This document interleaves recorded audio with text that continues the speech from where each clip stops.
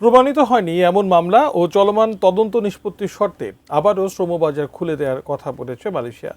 বৃহস্পতিবার পুত্রজয়ায় বাংলাদেশ ও মালয়েশিয়ার মন্ত্রী পর্যায়ের বৈঠক শেষে যৌথ ঘোষণাপত্রে এই শর্তের কথা বলা হয়। ঘোষণাপত্রে বলা হয়, পুত্রজয়ায় এক সৌহার্দ্যপূর্ণ গঠনমূলক পরিবেশে বাংলাদেশ ও মালয়েশিয়া সরকারের মধ্যে শ্রম অভিবাসন বিষয়ে একটি দ্বিপাক্ষিক বৈঠক হয়েছে। এতে বাংলাদেশের প্রতিনিধি দলের নেতৃত্ব দেন শ্রম কর্মসংস্থান মন্ত্রী এবং প্রবাসী কল্যাণ ও বৈদেশিক কর্মসংস্থান মন্ত্রণালয়ের মন্ত্রী আরিফুল হক চৌধুরী, এবং মালয়েশিয়া প্রতিনিধি দলের নেতৃত্ব দেন দেশটির মানব সম্পদ মন্ত্রী দাতশ্রী রামানন রামাকৃষ্ণ। সভা শেষে যৌথ ঘোষণাপত্রে 7টি বিষয় উল্লেখ করা হয়। এতে নিয়োগ সংক্রান্ত প্রতিবন্ধকতাগুলো দূর করার পাশাপাশি নিরাপদ, সুশৃঙ্খল ও নিয়মিত অভিবাসন নিশ্চিত করার কথা বলা হয়।